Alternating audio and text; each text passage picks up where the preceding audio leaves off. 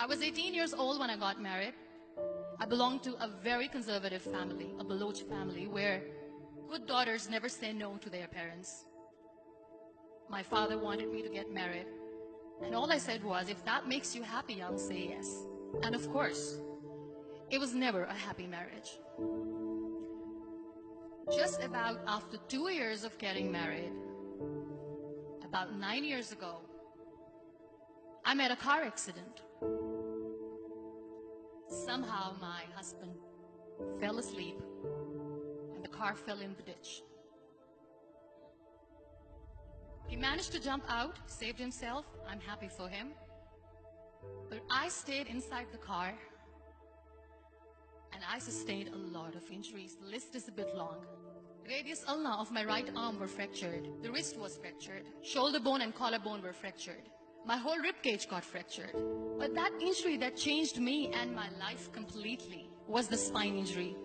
Many people came to rescue. They gave me CPR. They dragged me out of the car.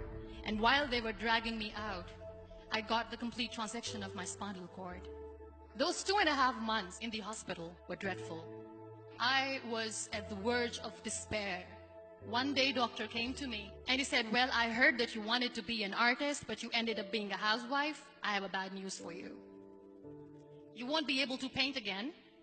Next day, doctor came to me and said, your spine injury is so bad, you won't be able to walk again. I took a deep breath and I said, it's all right. Next day, doctor came to me and said, because of your spine injury and the fixation that you have in your back, you won't be able to give birth to a child again. That day, I was devastated. I started to question my existence. Why am I even alive? So what kept me going was, one day I asked my brothers, I know I have a deformed hand, but I'm tired of looking at these white walls in the hospital and wearing these white scrubs. Bring me some colors, bring me some small canvas. I want to paint. So the very first painting I made was on my deathbed, where I painted for the very first time. What an amazing therapy it was. Without uttering a single word, I could paint my heart out. I could share my story. People used to come and say, what lovely painting. So much color. Nobody could see the grief in it. Only I could. And that day I decided that I'm going to live life for myself. I am not going to be that perfect person for someone. I am just going to take this moment and I will make it perfect for myself. That I'm going to fight my fears. So I wrote down one by one all those fears. And I decided that I'm going to overcome these fears one at a time. You know what was my biggest fear? Divorce. But the day I decided that this is nothing but my fear, I liberated myself by setting him free. And I made myself emotionally so strong that the day I got the news that he's getting married, I sent him a text that I'm so happy for you and I wish you all the best. And he knows that I pray for him today. Number 2 was, I won't be able to be a mother again. And that was quite devastating for me. But then I realized there are so many children in the world, all they want is acceptance. So there is no point of crying, just go and adopt one. And that's what I did.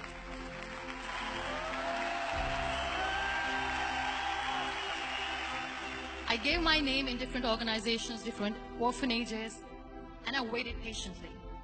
2 years later, I got this call from a very small city in Pakistan. I got a call and they said, are you Muniba Mazari? There is a baby boy and would you like to adopt? I could literally feel the labor pain. I said, yes, yes, I am going to adopt him. I am coming to take him home.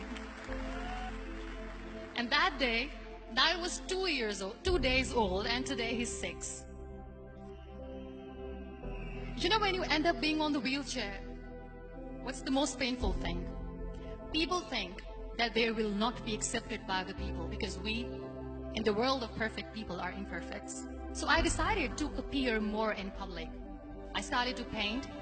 I have done a lot of modeling campaigns. I decided that I'm going to join the national TV of Pakistan as an anchor person. I became the National Goodwill Ambassador for UN Women Pakistan, and now I speak for the rights of women, children.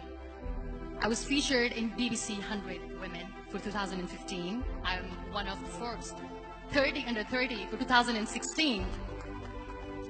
So when you accept yourself the way you are, the world recognizes you. It all starts from within.